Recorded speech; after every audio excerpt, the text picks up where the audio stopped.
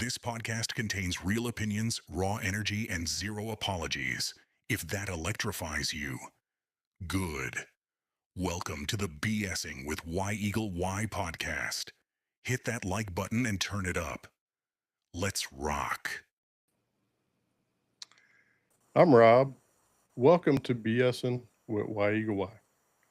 I appreciate you all taking the time to hang out tonight. Before we dive into everything, how's life been for ColorMeKrazy lately? How's it Hey, going, I guys? mean, it's been good. We just got done with a killer weekender. We just did Charlotte, and then last night we were actually in Eastern Tennessee in Johnson City. So, yeah, we've been just traveling a lot. We're real tired, but we're real excited about everything we've done this year and everything that's yet to come.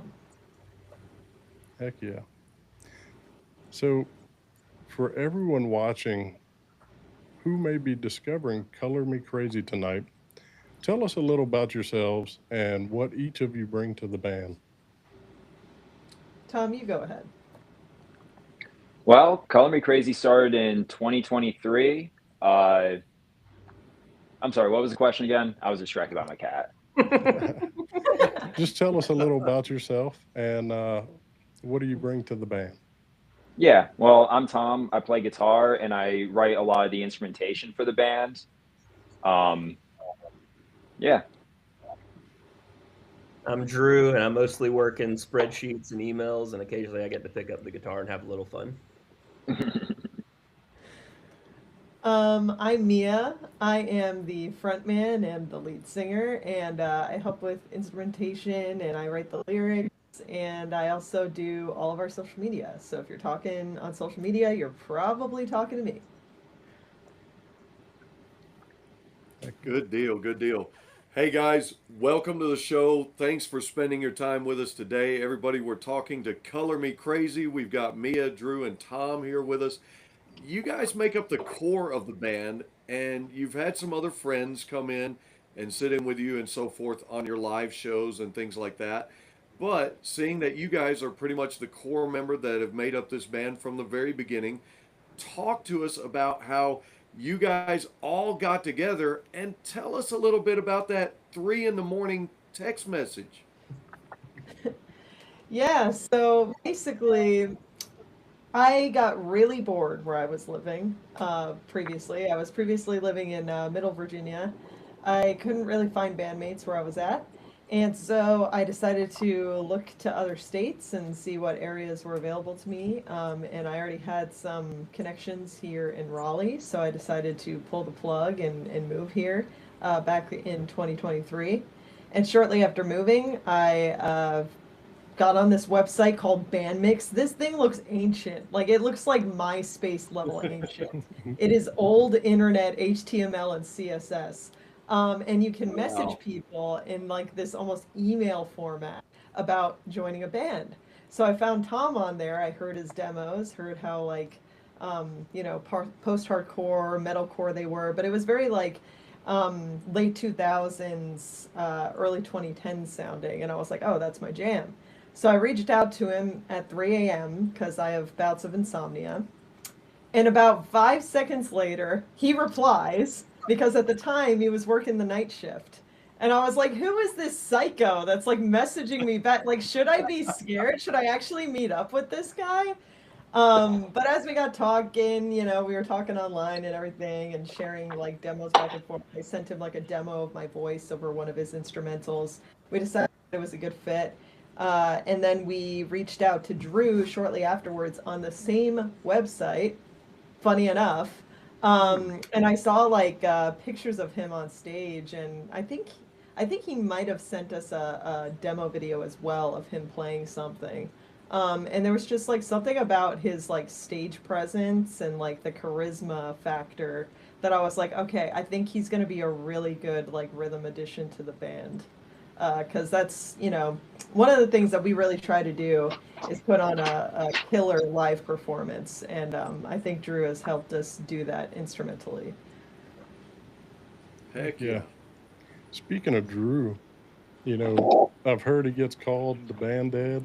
And where did that nickname come from, and how do you earn it? Mia, you started it. Oh, do I have to? It's mostly because Tom and I are very creative, not very organized. And so most of the organization in this band comes down to Drew because Drew is an insanely responsible and organized person. And so, given there's a little bit of an age gap there as well, and we all know the adage like band dad, it seemed only right that he have this title, especially since whenever I don't know what's going on or I'm a little nervous or I'm like, I'm not sure if I should do this or not, I tend to go to Drew.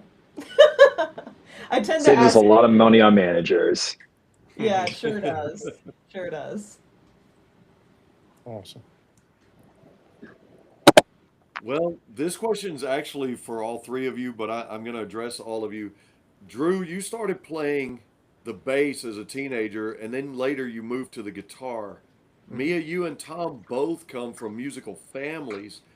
You guys individually tell us and tell our viewers a little bit about your musical upbringing and the journey that brought you to where you are currently in your musical careers. Talk about that a little bit, because all you guys started a little young. Drew, you go ahead and start this time. I was definitely the late bloomer in this one. Tom and Mia started much younger than me. I didn't get going until early high school. I had a friend who got a bass guitar, and I went over to his house one time, and he told me to just like hold it and pluck the string. And he like cranked the bass like way up, like 10 out of 10 volume, and I just felt the rumble in the room. I was like, yeah, I want that. So I went home and I asked my parents, and they went in half and bought me my first bass. And yeah, about a year or two later is when I picked up the electric guitar. Nice. Awesome. As far as my story goes, I grew up with a recording studio in my basement, all built out by my dad. My dad, very much like myself, is an adult man with ADHD. So it's not just that we had a couple of guitars sitting around growing up. We had like 20 plus guitars. Oh, We didn't wow. have a drum kit. We had 3 of them. So it was basically inevitable for me.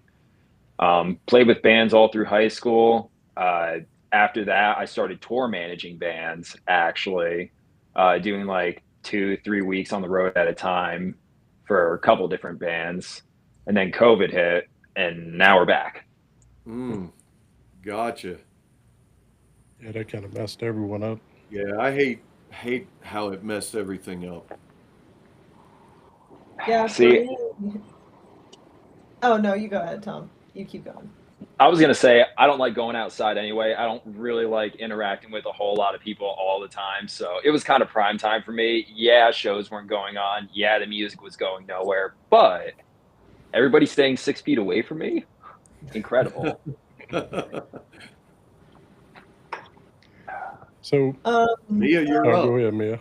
Yeah, so basically, the way that I started, like you said, I have a musical family. Like my great grandmother played like pipe organ, piano, French horn. She painted. Like she was this overall like creative person. And then my grandfather as well, he always sang and he sang with bands and they even like recorded like a record back in the 60s and like all this other stuff. So then he passed that on to my mom, who also sang and was very musical and so on and so forth. And then it came down to me. And I was like, oh, well, clearly, you know, it's gone passed down in the bloodline long enough. Clearly, it's one of us has got to make it at some point, right? So now it's my turn. Now I'm trying. And I decided that I would try ever since I watched American Idol when I was like 6 years old or so. I saw Kelly Clarkson on that TV, and I was like, I want that to be me one day. So I've been working to make that dream happen ever since. And somewhere along the way, I started listening to a lot of alternative bands back in the Warped Tour days. It actually started for me with the Twilight soundtrack. I heard more the Twilight soundtrack, and it sent me down a rabbit hole of just learning about alternative bands. And I started listening to, you know, Cute Is What We Aim For, like Stories So Far, Black Veil Brides, Scary Kids Scaring Kids, like a lot of those like kind of MySpace-esque bands were really what I was into in like middle school and early high school. So from that sort of time period, I kind of knew that I wanted to be in a band. And so I had a couple bands in high school and one in college. And kind of like Tom, things fell apart. COVID happened, big whirlwind of a time. And then I got to about 25 and I was like, I think it's time to have a quarter life crisis now. And realize that I haven't actually been working towards the thing that I've been wanting to work towards since I was like 4 years old. So let me try to do that now. So you know the rest of it. I moved, I found Tom and Drew, and the rest is history. We're making it happen now. All right. So, speaking of making it happen, you know, every band has that moment where things suddenly become real. What was the first this might actually work moment for Color Me Crazy? For me, it was the first song that we demoed together. It's a song called Losing My Head off of our first EP. And it was my first time really ever trying to mash up the two genres of like the hyper pop versus the emo post hardcore thing. And going into it, I was like, I have no idea what this is going to sound like. I might be doing this all for nothing. This might sound absolutely terrible. And that is still one of my favorite songs that we put out to this day. So right there at the beginning, that was gave me a lot of good momentum with us. Nice. Drew, I'm curious how you feel. I don't know. I think there's a few I could point to. We keep having like these little baby steps here and there, and everyone feels like, oh, now we're doing something, and like, oh, now we're doing something or whatever. But I'd say the first one for me was the first time we stepped on stage for real, which was in April of 2024 is when we played our first show. So just like being in front of other people that weren't us and just our close friends and family that heard the songs, just seeing how other people respond to it was for me. Well, you guys got past the hardest part, which is starting. That's So, right. a lot of people just think about it and never start. So, We also escaped the one EP local band curse, where every great local band puts out one EP and just splits. We managed to avoid that. Look, if there's one thing I'm doing, I'm gluing us together. You guys can't escape me. We have something and we're going to make it happen. I'm going to have to die for us to not make it. You guys are stuck with Mia. She's not going anywhere. I'm like an evil ex-girlfriend. I'm never truly gone. What's that movie with the girl? I will find you. Was that Wedding Crashers? No, my super ex girlfriend? no. It was a Vince Vaughn movie. I can't remember now. I think it was Wedding Crashers. It was 100% Wedding Crashers. Oh, yeah. Yeah, it was. Yeah. Yep. Well, you guys bring an array of musical styles into your songs, including pop punk, a little bit of emo pop punk, and you've got some electronic elements in there. Who would you say were your biggest influences musically? I'm always interested in who you're influenced by because it creates the soup that you guys make with your music. For me, if we're talking about sonically, it's always been Census Fail is my favorite band. As far as how to structure things, I'm also really big into a heavier band called Emissary, and a lot of their songs are just super simple. It's like two chords, all just chugging and heavy, whatever. But they're still able to make a song super interesting with two chords. So I've always kind of taken that as a value when writing. Okay. So, oh, go ahead, Mia. For me, I would say like I've gone through a lot of like different phases with music. Like I'm kind of the kind of person that listens to a little bit of everything. So I would say my biggest influences have been like when I started working on electronic production. So like I started making like emo rap beats, and then that turned into like dance beats and like all sorts of other stuff. So I think like uh, Grimes was a big one like at first because she kind of showed me like back when her first album released with like Oblivion and all of that. And I saw in an interview her talking about her experience like teaching herself how to like DJ and like, you know, do electronic production. And I was like, oh, I could just do this in my bedroom. I don't have to like have a studio or like all this equipment or anything. So I just kind of started, and I started listening to like a lot of different artists like Breakins and Eden and people who are doing really interesting things with electronic production.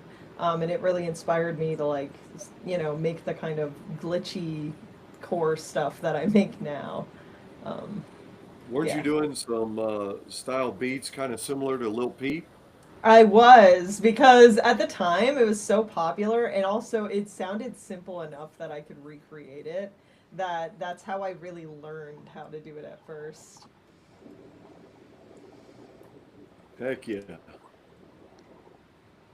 So, Drew, you want to add something? Sure. Yeah.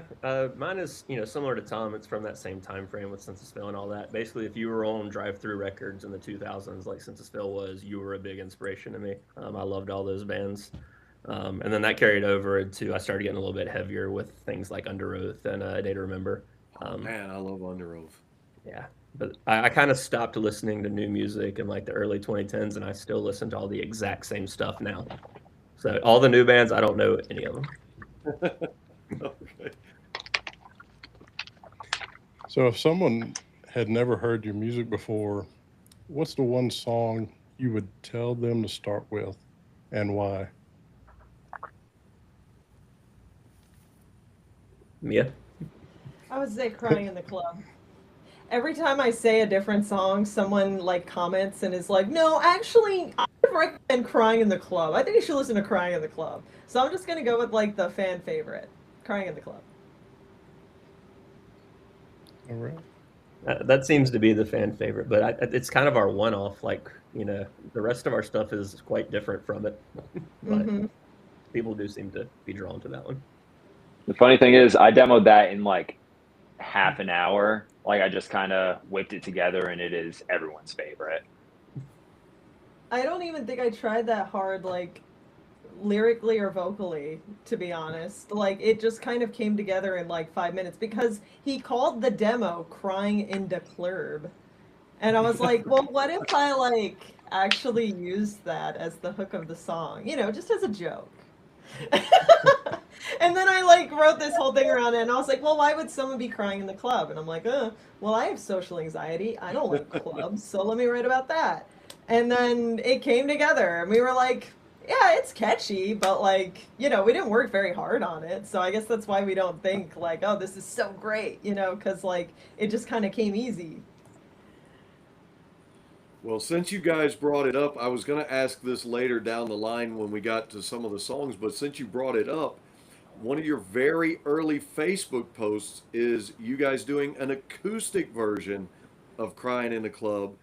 And so I was going to ask, for a band that's accustomed to electronic elements, especially in your live sets, do you find those songs to be a little difficult to do acoustically, or is that just a whole lot of fun for you guys? Well, Mia's been bothering me to put together an acoustic set for like year and a half, 2 years, and I still ain't done that. So that kind of answers that question. I just love acoustic shows. I just think like if okay, like I would only do it like locally, like it would be like a Raleigh exclusive thing. But I don't know, as like a year-end event or like something special, or like you could like do an acoustic set for like a charity event or like something. You know, I've just been like cooking all these ideas in my head of like ways that we could use it, but I just feel like they're so intimate and they feel a lot more like relaxed than like a regular show where you can kind of just like, you know, almost talk to the crowd while you're performing and like do all of that stuff. I just love the vibe of that. I think it's such a great way to connect with the audience. You know, I have a Absolutely. question for you guys, you know, because so many artists lately have went the independent route, how much freedom does that give you compared to, you know, working with an outside producer? Or what would you imagine if you've never worked with one? How We were much very freedom does that lucky. give you guys? We were very lucky in that the producer that we worked with on our new EP was very much, he wanted to learn how to make our sound come out the best. He wasn't trying to really hold the reins in a huge way. His name's Dan Saldariaga, Dan Salda on Instagram. He does amazing work. But yeah, I mean, it is what makes this appealing to me. Given I think I would like the challenge of somebody saying, hey, you need to make this kind of song. But at the end of the day, so much of Color Me Crazy has to do with my personal self expression, at least for my part that I contribute to it.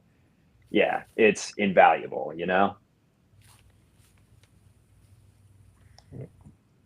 That's an answer for a lot of independent bands these days. You know, it's hard to find a good producer or record company, because they're looking out for themselves and not the artist. So Mm-hmm.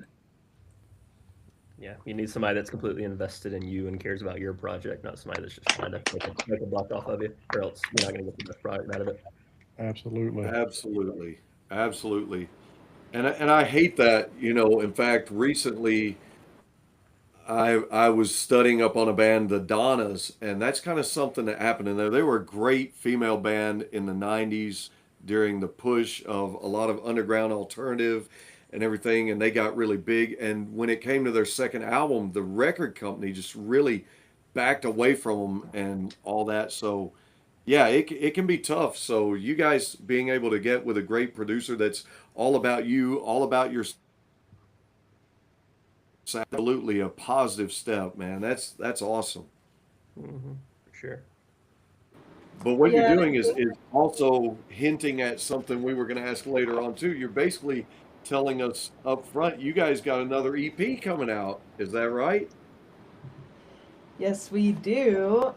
Drew could tell you a lot more about like the timing of all of it, but yeah, all of these singles that we've been releasing this year, since we released Era at the beginning of the year, have been leading up to our second EP. It's called We Know the Truth, and kind of the theming around the EP is ever since we started this band, the rise of AI in the arts has been ever Mhm. prevalent. And so there's a lot of different themes that go on in the album, but there's a lot of like lyrics that sort of tie into that idea of, self-expression sort of being taken from us by artificial intelligence. So a lot of those lines, in Your Favorite Band, which is already out, in Error, there's a couple lines in Pressure about it, are just about that sort of depressing, almost fearful feeling of like self-expression being encroached upon in this way. And kind of also criticizing other people for kind of like lying down and taking it, man. Tapping Like out. there's so many people in music that are like, well, it's gonna come for us anyway, so we might as well use it. And I'm just like, I hate no, that how also. about we go back to, I mean, what's punk about just lying down and taking it? Like, are we serious? Yeah, the Sex Pistols would never do that, right? Yeah, no, those guys would hate this. Those guys were a marketing ploy for weird fetish clothing shop, but I It's digress. true, it's true. But like, there's many bands I can think of in the past that if this had come out at their time, there would have been hell to pay. It'd be like those For sure. flock cameras, people cutting them down and everything else, huh? Yeah, that's definitely happening. Well, at this time, if you're tuning in with us tonight, drop in the chat where you're tuning in from. And if you have any questions for the band, drop them in there as well. And Ferg, if you don't have any more questions about the recording or anything else, I'd like to move into the music now and talk about Oh, their music. Huh? You ready Well, to I go? do have some questions right before we jump into the songs. I want to talk about you've shared the stage with some of the other local acts there in Raleigh, like Pretty Pity, Moving Boxes, American Theory, who you most recently did a collaboration with on one of your most recent singles. So we're kind of diving off into the songs now. Describe the music scene there in Riley and the camaraderie amongst these bands, or maybe the lack thereof. What are you seeing on the music scene there in Raleigh as you guys are sharing the stage, and talk about the fan reaction? I think our scene here is very collaborative and very supportive. It's not. I've heard of different areas where it's a little more competitive and people aren't willing to like work with each other and help each other out. And that's not at all what we have here. Not just in Raleigh, but across the entire state. With heavy concentrations in Raleigh and Charlotte. That's where a lot of the bands are based. Mostly Charlotte, honestly. But as far as like what our scene is in Raleigh, I mean, there's a lot of much heavier bands in this area. We kind of stick out a little bit as being a little more poppy. But there's lots of metal and metalcore. We have a little bit of that, but we're much poppier than most of the bands that we end up playing with. There's Okay. a handful of Midwest emo bands that we play with, and some other like kind of straight down the middle pop punk bands. But we generally end up playing with a lot of heavier bands. And I can say comparatively, I'm originally from northeastern Pennsylvania, from a small resort town. And the difference between coming down here, where there is actual value in original live music, versus up there, where you had better be in a cover band if you want anybody to listen to you at all, it it kind of gave me like this weird dysphoric view of how receptive people could be to alternative music. I just kind of accepted the idea that, okay, I'm doing this weird fringe thing that no one's ever going to care about. I come down here, start this weird band, and people love it. So incredible scene down here. And you guys pretty much hit the stage with originals when you began, right? Like you guys Yep. didn't really waste a lot of time with covers. No. Yeah, we've only done like a handful of covers in our time, and a lot of them have been short lived too, a couple of shows and then we shelve it. So We do have one cooking up right now that you guys will hear at some point live. But this time around, we wanted to kind of make it as original as possible, so to speak. Like, really reimagine the song, completely redo the original instrumentation in a way that feels way more close to something that we would write. Because I think only one of our covers in the past really felt like that, and it's when we covered Wrecking Ball by Miley Cyrus. I still think we should bring that one back at some point because I think it was a really good cover. Um, I think it just didn't fit with our set at the time because of the way that we were doing it, but I think it's a good cover. Um, but yeah, I think we didn't want to do a lot of covers because we didn't want to get pegged as a cover band because that's not our intent. We want to be known as an originals band who sometimes does a cover. There you go. All right. Well, I want to move a little into the music, and I want to start with, you know, the debut project, Paint the World.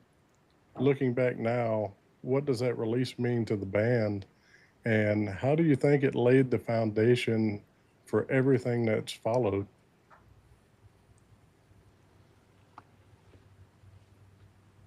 Yeah. Okay. Well, I think that Paint the World, it was a totally unplanned body of work at first. Because we put out Losing My Head as like, hi world, we're here. Um, and as we kept writing songs, we kept finishing them, and then we kept like putting them out. We did have somewhat of a release schedule, but it was like we were finishing the tracks right before they came out, sort of deal. We were always running out of time. And so I think like the way that I see it is that it's a miracle that EP sounds as like planned as it does. But at the same time, we wrote so many demos, like when we first got together of like different songs that like when we sat down and we were like, okay, which ones do we actually want to finish for the EP? We had like a lot of songs that just cohesively sounded good together. And those are the ones that we ultimately chose for Paint the World.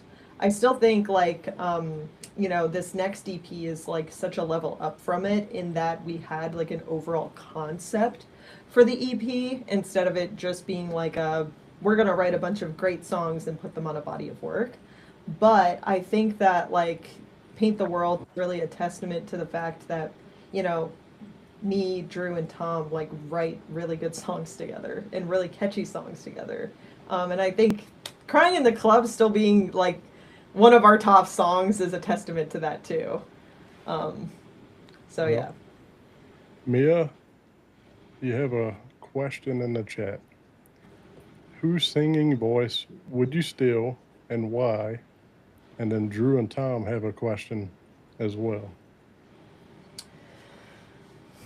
I'm gonna say I would steal.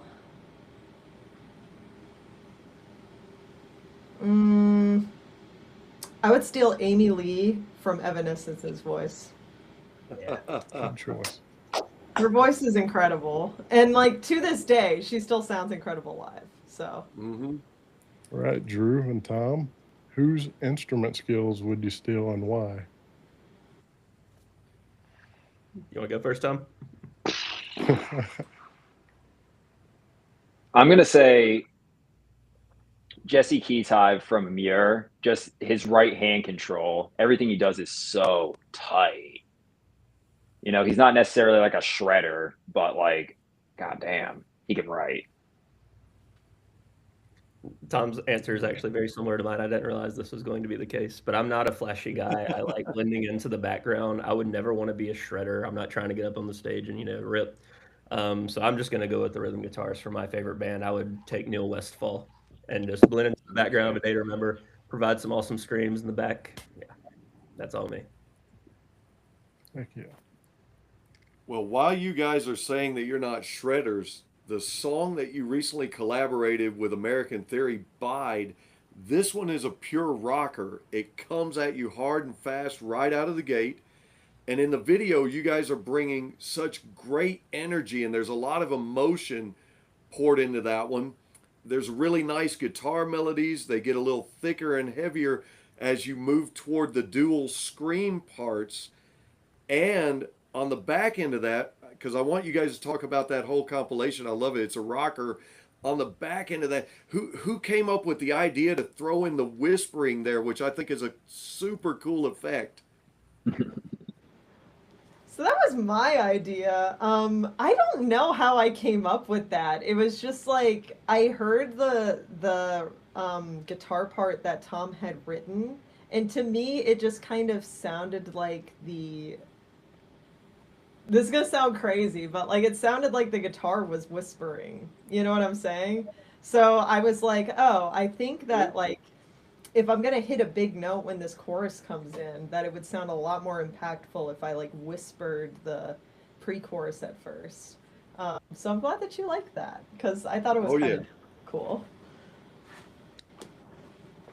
Yeah, I love finding little Easter eggs in the song, but going back, you guys that play the guitars, you say you don't want to shred. You guys are rocking your asses off on that song, dude. I'll jump around like an idiot on stage all day. I just don't want to shred with my fingers. Yeah, to be fair, I originally wrote the instrumentation for Bide when I was 19 years old. I'm almost 32 now. So I've been playing that song for so long. Every single time I pick up a guitar, the first thing I play is the Bide riff. That was just the Tom riff for 10 plus years. So it doesn't feel like shredding anymore. So that's a Tom original now. Well, I'd like to step back to 2025, Bittersweet. And so listening to the song and, the lyrics, at the start, it was like I couldn't sleep. This was all I could ever want it to be. but still my heart wanted more. You know, many people spend years trying to reach a goal, and when they finally get there, they realize success doesn't quite the desire, and often there's another goal. So, um, what inspired you to write this song?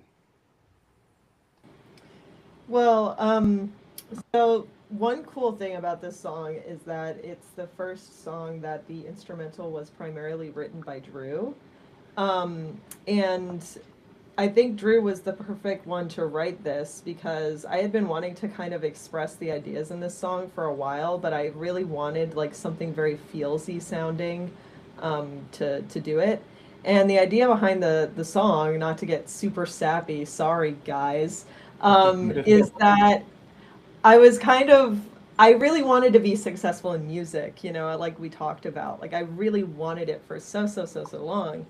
Um, but as we've been like chasing it together, like me, Tom, and Drew, I kind of found like a newfound sense of like satisfaction in that I finally feel like I'm like chasing this with two people that I really want to be chasing it with. Um, and I really feel like deep down, like we were meant to like, you know, find each other and start this band. It just feels like so correct in so many ways. And so the bittersweet sort of feeling of that song is that, you know, while we haven't necessarily like achieved the goal yet that we've, you know, set out for ourselves, I'm still sort of feeling the sweetness of exploring it together. So, and Drew, if Yeah. you want to talk about the instrumental, feel free. Yeah, well, so the instrumental is inspired by a song that's, you know, kind of similar in feeling of what Mia ended up writing, which is not surprising. She listens to a song and she gathers that feeling and she always manages to put it into words really well. But like I said, my favorite band earlier is A Day to Remember. And the song that brought me onto them was If It Means a Lot to You, which, if you know A Day to Remember, you know that song is one of their biggest songs. And it starts Hmm. slow, just like Bittersweet does, and then it builds up to the big release at the end. So I always wanted to write that song that would start slow and build and just be super meaningful. And so yeah, I passed it on to me, and she finished the job. Heck yeah. Well, There- There's a another set of lyrics in that song that you know, I sent out a letter, put my dreams at the center, and it just, you know, like we spoke about before, you know, breaking down a song, people hear the words, but they don't put it together and how it relates to them. But, you know, it feels like taking a chance, whether it's sending demo tapes, submitting a job application, launching a podcast, you know, asking someone out, or just simply putting yourself out into the world. You know, there's so many ways people can relate to it by listening to the words of the song. You know, everyone knows what it feels like to risk rejection and in the pursuit of something meaningful. So Yep. in your song Ex Friend, this one also seems a little bit of a fan favorite. It starts with this great drum beats, a little bit of techno, some auto tune, and some voice effects, and then it turns fast like punk and even adds some metal style riffs. And in the video, Mia, you're on the bass in the video to this one. And then you've got these lyrics here. This is a letter to my ex friend. I never want to see you again. Was this song personal, or was it just a fun rock and take on the subject? And then talk about those musical elements I mentioned. Yeah, it was definitely personal. Funny enough, right before we started the band, I had a major falling out with a friend. And this friend, I won't go into like the whole story, but they betrayed me in a very big way. And so, around when that happened, I was starting to write demos with Tom, and he sent me the initial instrumental with the guitars of this song. And I was like, oh, I'm going to take out all of my feelings on this song. And so that's what I did. I just kind of like pen to paper, like manically, like wrote everything that I was feeling and turned it into the song that you now know. But yeah, it was personal. Okay. Tom, you want to talk about the instrumental? Yeah, so I mean, it was a riff that I've been sitting on for a while. Originally, the riff was written for one guitar, and a lot of our guitar parts have been written in that way, and I just kind of make up a higher part for me to play. I let Drew Uh-huh. play what I originally wrote. Um, and this is one, it was one of our earlier songs, and still I was trying to sneak breakdowns into our songs. We finally like really actually for sure got it on bide, but in X Friend, like I wanted that heavy halftime, the curtain call part, like yeah. Heck yeah. Well, it's absolutely there for sure. I'll tell you, for you guys to you market yourself a little bit in this pop pop punk, genre, but you guys still find a way to bring a lot of rock and metal into these songs. And I think that resonates with your listeners because you're getting that sound, but you also have an upbeat feel. When you have an upbeat and a positive spin, even on a sad subject like Ex Friend, people gravitate to that. You see that in your fan reactions. Yeah, for sure. I mean, yeah, I think X Friend is one of those that like, it's not quite as popular as Crying in the Club, but I do like see people like come up to us at the merch table and stuff like that and be like, "Oh my God, I love X Friend. X Friend is so cool." And I think, yeah, I think you're right on the money. I don't know why Tom keeps saying sneak breakdowns into our songs, by the way, because I've been about it since the beginning. I just But you didn't got to like, make it tasteful, like I could yeah, throw it shouldn't breakdown sound into cheap. every song and we'll see how that goes, but I get what you mean. I get what you mean. I just want the world to know I love it when Tom writes a breakdown. Well, moving into Error, so the newer material, Error feels like the start of a new chapter. You know, uh, what does that song represent to Color Me Crazy, and why was the song the kickoff of this era? So I think like towards the end of last year, we had started writing a lot like heavier of stuff. And Error was interesting because it started with this sort of Afrobeat inspired beat that I had sent to Tom. I had found like this really cool like sample, and I had heard another song actually. This is gonna make everybody laugh, but there is a K-pop song by this artist called Leo that has a Afrobeat to it. And I heard it and I was like, yo, this is a really great groove. I wonder how this would sound with guitars. And so I made a very similar beat. I found a cool sample to use for it, added my own little sparkle to it, and then I sent it to Tom and I was like, this is different, but give it a try. And he made the coolest thing with it. And then from there, like once we added Drew's vocal part, like once Drew was able to come in with the, big "We Know the Truth," which by the way, that's the name of the EP, he gets to sing that. I think it just like completed everything. that one was also very cool to put together as well because she sent me her half of things and I was like trying to write a new guitar part, something, whatever. And then I went back to one of my demos from when I was 19. And I essentially went, and it worked. I just Heck put it yeah. on top of it and incorporated it. Yeah. So don't ever throw away those songs you've been holding back. Don't throw those away. You can put them to good use. If Absolutely. the viewers on this take away anything, if you have any musicians watching, keep everything. I have reused riffs from when I was 19, 16, half my life old, Like, keep it around. And it is pretty cool on that one that the guys do get to come in on the background vocals in there. That adds an extra element. And that's what's pretty cool about you guys and your music. Each song takes on a life of its own. There's no two songs that are like the last one, so that somebody doesn't just nail you down and box you into a certain category of how you're writing. And I think that's pretty unique. That is so intentional on our part. Like we have a lot of demos that are sitting that they're not going to see the light of day until they get a little facelift and look a little different than other demos we have. There's admittedly a few in there where I'm like, I listen to them back to back and I'm like, too similar. Can't release them in the same decade at the very least, you know?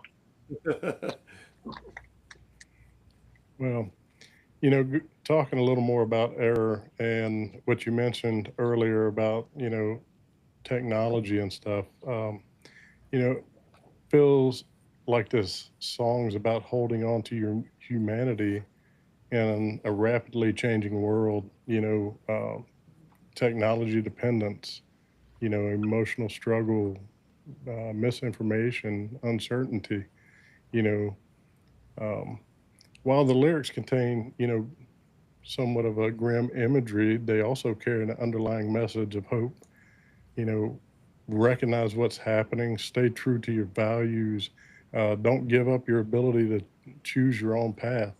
That kind of feel. So, uh, y'all done absolutely a great job with this new song. Thank you very much. Thank you.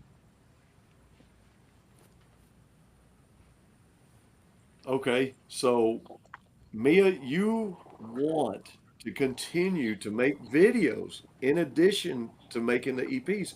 Who helps produce those videos for you guys? Who's holding the camera? Who's helping you guys out? You guys have put together some really creative videos. Some of them look vintage and old school, and some look very modern. And just as your music is diverse, you've took a different style with each of the videos. Who's helping you guys out with that? So we actually have two like main creative forces that sort of help us put this project together. So first, I'll talk about Shanna. She goes by Opener Photography on Instagram, and she really helps us with a lot of the visual elements in our band.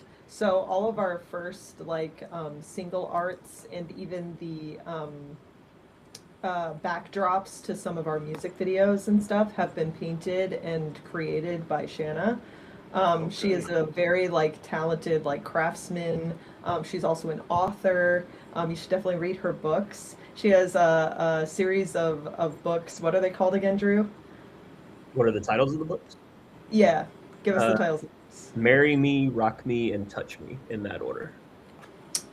And, Number 4 is on the way in September. Tempt Me. Yes. But yeah, she is very like visually gifted, and she also takes all of our photos at our live shows. So she's been like instrumental in helping us to create like a cohesive visual identity for ourselves. And then the person who's actually behind the camera for most of our music videos is my husband. He goes by @Moose Autos online, and we tagged him at the end of all of our music videos. But he took some filmography classes in college, and he's always had like a very deep interest in film. His favorite horror movie is The Thing because of all the practical effects and all of that stuff. So when I approached him and I was like, "Hey, I'm starting this band." And we need a music video. Would you like to hold the camera? He was kind of like, yeah, you know what? I think I could make this happen. So he's kind of been learning alongside us, and I personally think that he's getting better at filming every single time he films the music video for us. And he also helps me with like storyboarding out the music videos before we do them, so that we kind of have a plan for all the shots and everything. But yeah, and then the rest is just my brain. Because every time we make a song, I'm already planning in my head, like, what's this music video gonna look like? So that's how it all comes together. Heck yeah. Well, I want to talk about another song, and it's one of your latest releases, which is Pressure. Um, you know, there's a line, about being all that you want from me and none of what I want to be. It really resonates with me because I think a lot of people have felt that at some point in their lives. And, you know, was the lyrics drawn from like a personal experience, or was it meant to reflect the pressure that so many people face today? I think Drew can probably relate to this sentiment, but the actual origin of me writing this song is like the pressure that you feel in a corporate job. Yeah. You always have to have a mask on, you always have to say the right thing, you always have to impress the client, you always have to like mm. And at least for me, it's very antithetical to who I really am as a person. So at this time, I was just kind of like under a lot of pressure at my day job, and I just felt so frustrated, and I felt like I had to write about it. Um, and I also like, I would say the quarter life crisis thing, like I went through a long period of my life where I was like kind of trying to fit into the traditional box of like, well, I'm just gonna have a 9 to 5 job and I'm gonna get married and I'm gonna be happy. I'm just gonna live like a Hmm. normal person. And that was just Uh-huh. never me.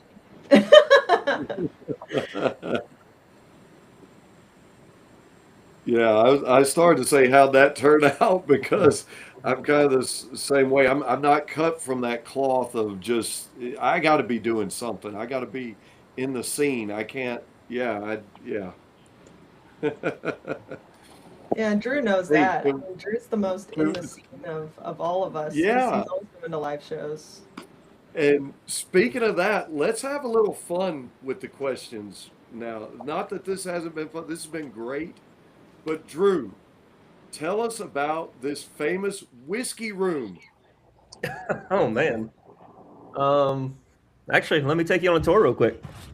Let's do it. Hang on, I gotta get the good lamp for the good lighting.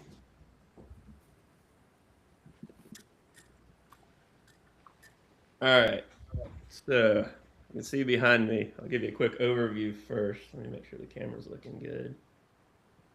All right, so I got 3 shelves. I have all of my bourbons here, kind of top shelf down the bottom shelf.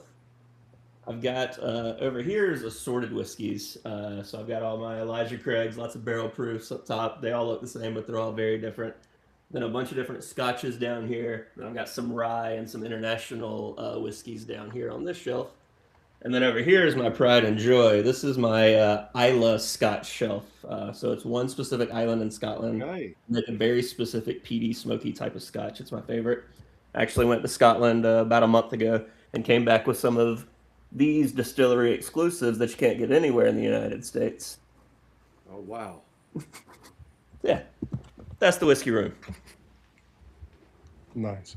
Well, I kind of stumbled upon that little tidbit and noticed you were a collector, and it appealed to me because I'll never forget when I was doing home restoration, we went to work on a homeowner's home one time, and quite like you, had an entire room dedicated, and he collected Jack Daniels bottles from all certain eras, and just a lot of them were not opened, and so we had to be very, very careful not to get them open or break them or whatnot. And I found that interesting that you had a collection there, Hmm. and I said we got to bring this up in the interview. We got to let Drew show us the whiskey room.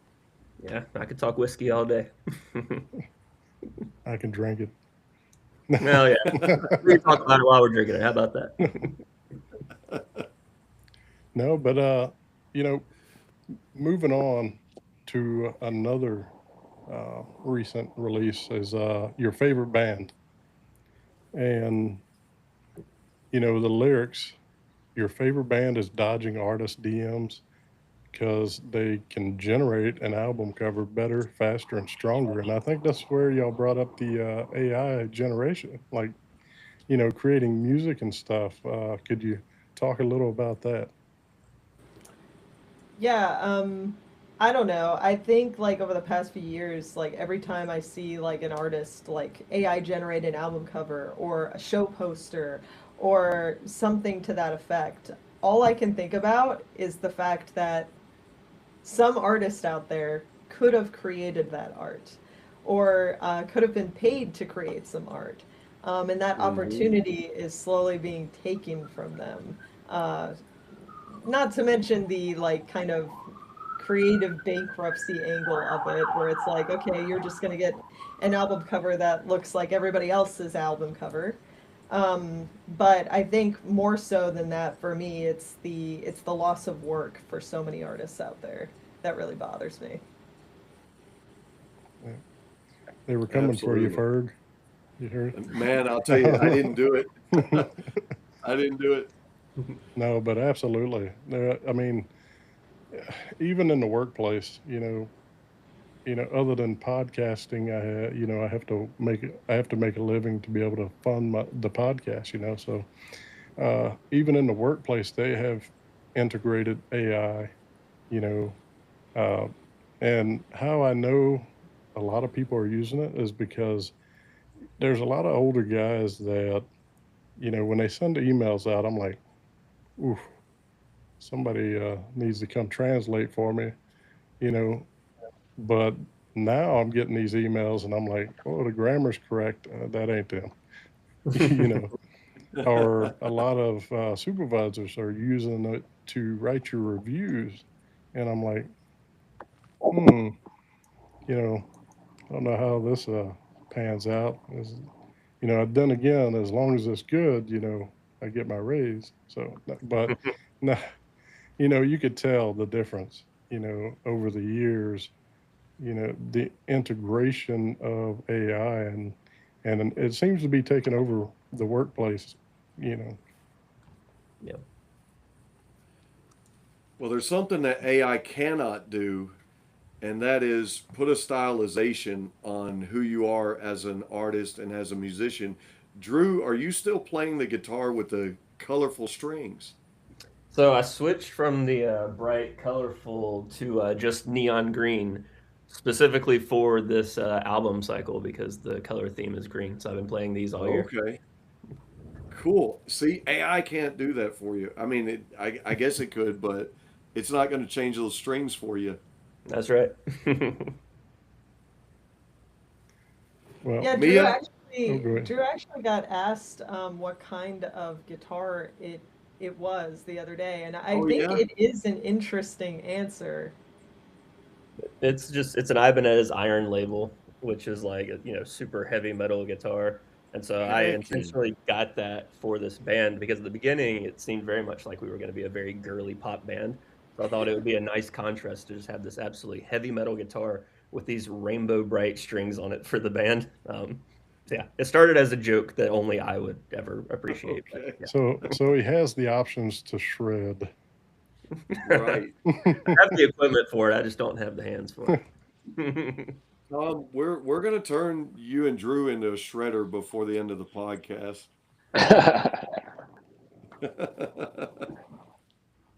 So I'd like Speaking of to. Oh, songs, go. Mia, tell us about singing the Pokemon song at the end of one of your shows. I can't believe you found that. Yeah, we were headlining that night, and this was very early on, so like we didn't have that many songs, and we had gotten done, and the crowd was like encore, encore, and they were going. So I was like, obviously right off the dome, Pokemon theme song, let's go. And I just sang it, and they loved it. So evidently, it was a good choice. Heck yeah. Hmm, Bet that That's Go my surprised ahead, him. talent. Rob. Bet that surprised him.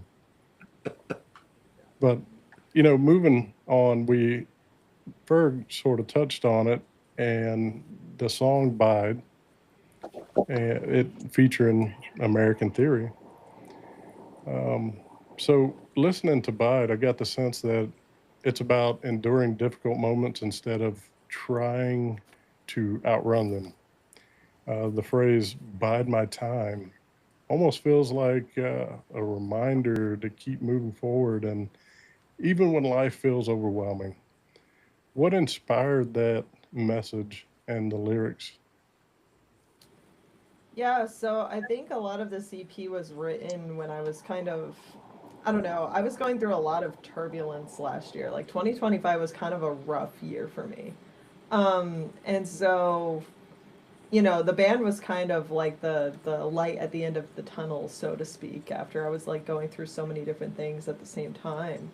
And so that's kind of like how I was, I guess, coping with like all of the turbulence I had going on with my life was just to, remind myself like almost, I don't know, my husband is Buddhist and I'm probably going to butcher this, but like a lot of what he tells me a lot is that, being present in the current day is the most important thing that you can do for like your mental clarity. And so a lot of what I was trying to do last year was just take things like day by day and, endure everything that was going on, and focus on what I could control rather than what was out of my control. And so that's where a lot of the lyrics of Bide kind of came from, is that, I'll bide my time and I'll wait for the moment that all of this is going to be worth it. Nice. Because tomorrow's never, promised, so. Well, You guys are fresh off of playing the Sick Lick tour, and you just came in from Johnston City. You just played Capone's. Talk about these two events briefly, if you could, and talk about the experience and playing these events. Talk about fan reactions and just kind of a little bit about those shows. Tom, you want to talk a little? Yeah, well, as far as the Charlotte show goes, I mean, the milestone feels like a second home for us, even though it is, 2.5 hours away from our home city. There's always a crowd there that is always super appreciative of the art that is happening in front of them. Um, and as far as Johnson City goes, that was our first time playing in Tennessee ever. And I I have a tendency of not paying too much attention. So I didn't know what we were walking into. And for it to be such a cool venue, for them to have such a cool sound guy, shout out Alan, um, and for the vibe just in general, seeing all these bands who are so appreciative that you came all the way out to their city, it was incredible, I think. Agreed. Yeah, and real fast, had a really good time meeting all of the fans. We had so many people that got CDs, and we signed CDs for them, as well as taking Awesome. some fan videos and selfies with people. We always love to meet you guys at our shows, and we're also super appreciative when you tell us things like, we came from TikTok, or we found you on Instagram, and things like that. It really like gives us hope and like helps us to keep going to hear those kinds of things. So really want to thank everyone that came out this weekend. Heck yeah. well, are there any dream collaborations still sitting on the bucket list? I already got my dream collaboration. I wanted to work with American Theory first and foremost, and they said yes. So I'm good to go. Heck yeah. So there's a rapper from the Bay Area, and her name is Krayshawn, and I would love to have a song with her. That's the bucket list. You also find that I Okay. mentioned Krayshawn an awful lot, but so fucking good, iconic. Awesome. She is iconic. Fendi Fendi Prada.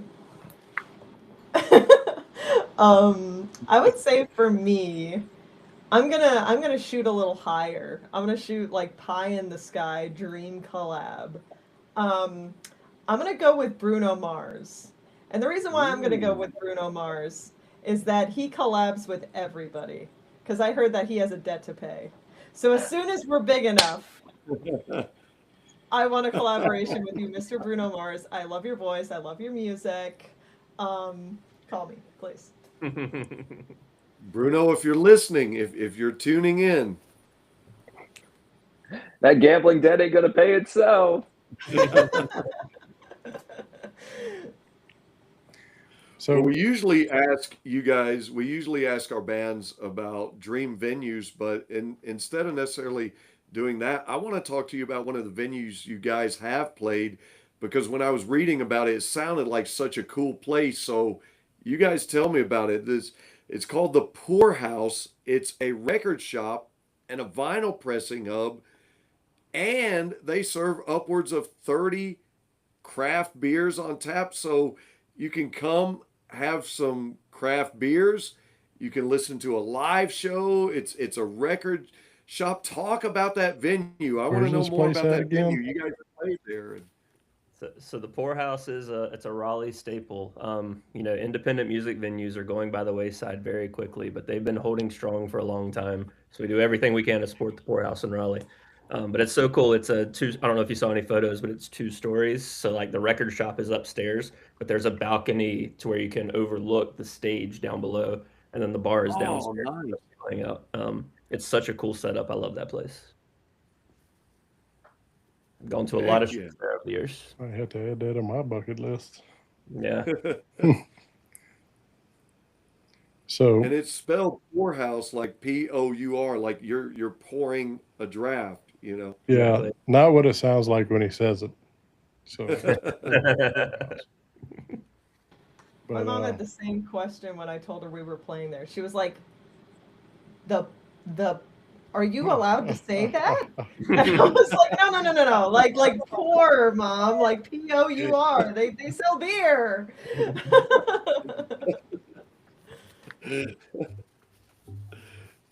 so where can everyone catch Color Me Crazy live in the coming months? So we have a weekender planned with American Theory in a few weeks. We will be in Winston-Salem, North Carolina on August 20th, and then we'll be in Stanton, Virginia, August 21st, and then we'll be in Wilmington, North Carolina, August 21st. And then the very next week, we're playing a festival in Sanford, North Carolina called Hemlock Fest. Those are Oh, our 4 nice. August shows. Nice. Yeah. Y'all heard it here, guys.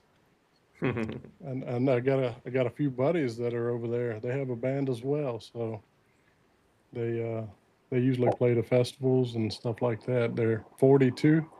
I don't know if y'all familiar with them, but yeah, one of the guys that created the band. We served together in the military, so you know he started a band after he got out, and I was like, I didn't even know about it. He never told me, and then when I talked to him one day, or no, I seen a video, and he's singing. Now I already knew he played. He played good, and he sang good.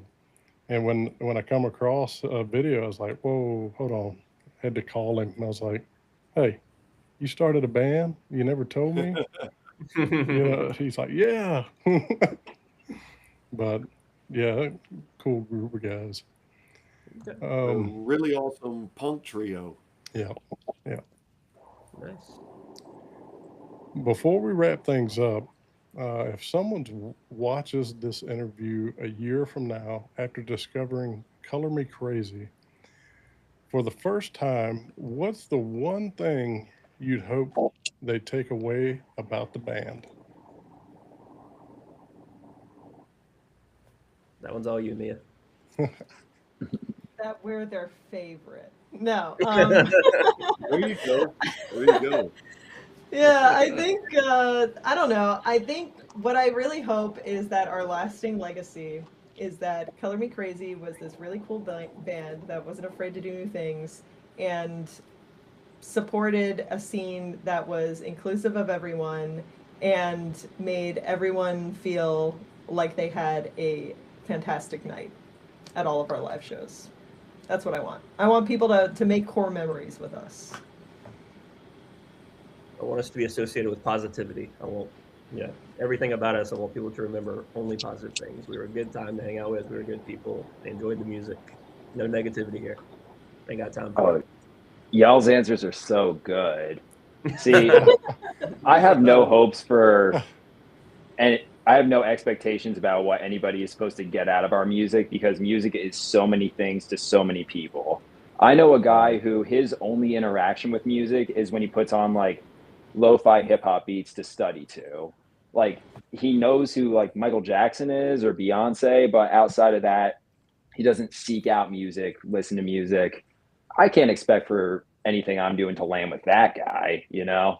I just hope whoever does listen to it enjoys it.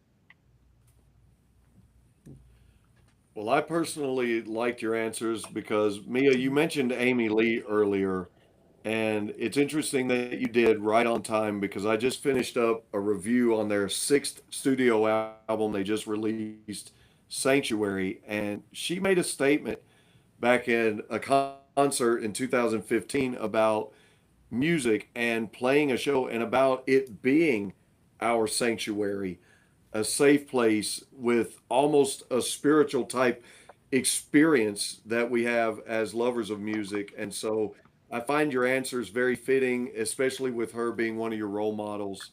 I think that's great. Well, thank you all again for coming on BSing with Y-Eagle-Y. It was great getting to know the people behind the music. Be sure to follow ColorMeKrazy on social media, stream their latest Yes. releases, and if they're playing anywhere near you, go catch a live show. Show you so you'll understand what they're all about.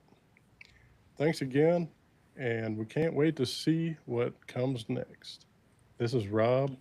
We'll catch you on the next one. Thank you guys. Thanks for having us. Thank you.